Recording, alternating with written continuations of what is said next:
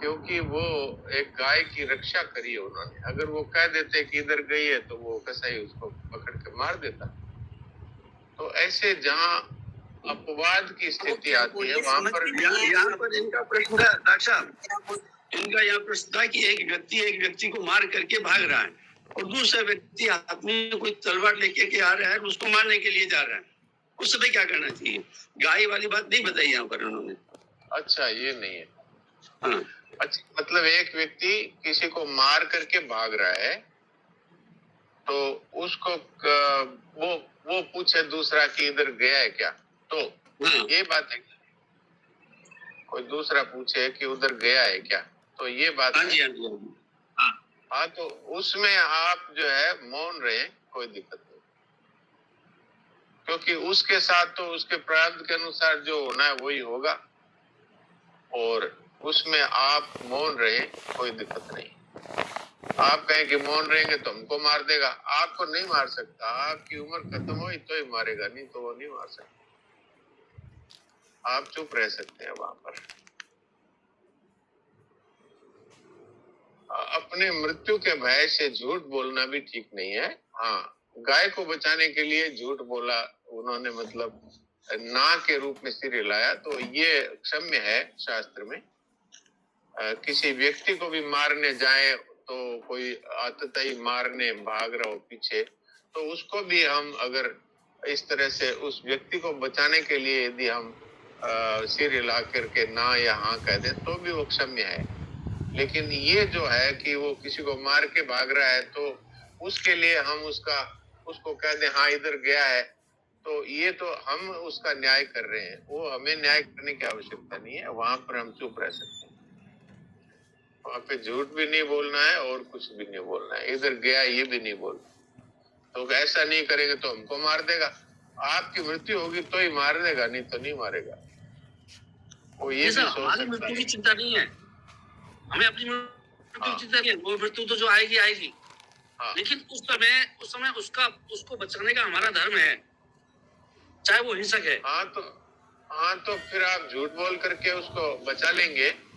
ये आपके हाथ में तो नहीं है कि बचा ही लेंगे उसको। आप क्यों कहते हैं इधर गया, आप ये क्यों कहें कि इधर नहीं गया। आप उस समय चुप रह सकते हैं।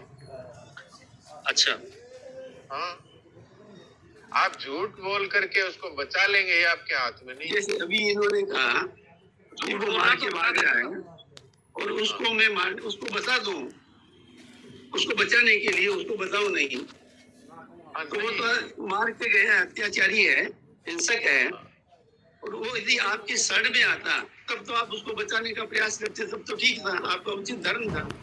तो हमको मार के जा रहा है, मारने वाले को मारने वाला है कोई उसके लिए, और उसको बचाने में मेरे ख्याल से कोई पाप नहीं है।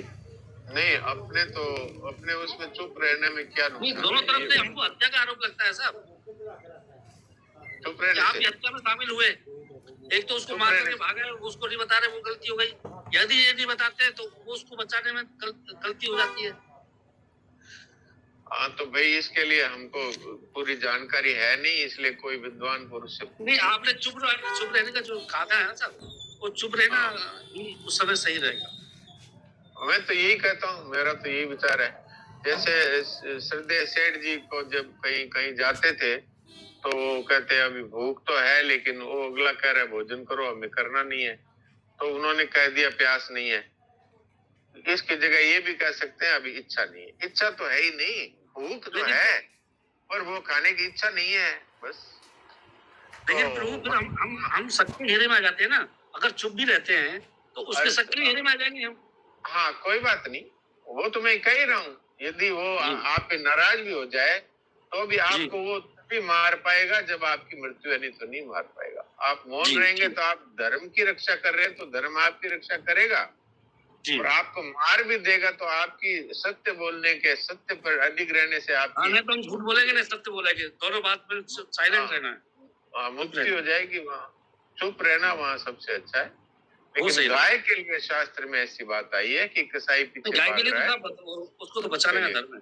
हाँ, उसके किसी भी लिए जानवर को, कोई गाय ही नहीं, कोई भी जानवर हो साहब, हाँ, कोई भी उसके लिए अगर माना जाता है तो उसके लिए तो बचा सकते हो। और बाकी जो शास्त्र जानने वाले हैं शास्त्र जानने वाले हैं उनसे भाई विशेषता से जाने, हमको तो जैसी नहीं साहब, आप जो हमारे मन में प्रभाव आया वैसी बात आपकी सेवा में रख। नहीं, आपने वो चुप रहने का अच्छा बताया, लेकिन चुप रहना है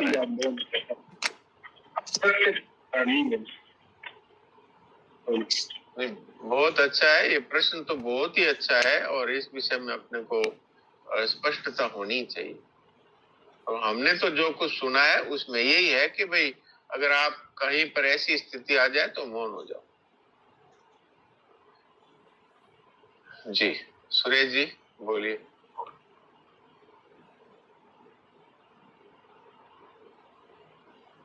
और कोई भाई बहन ने किसी ने कोई बात पूछनी हो, कोई शंका हो तो चलती है, इसको पूछना नहीं तो फिर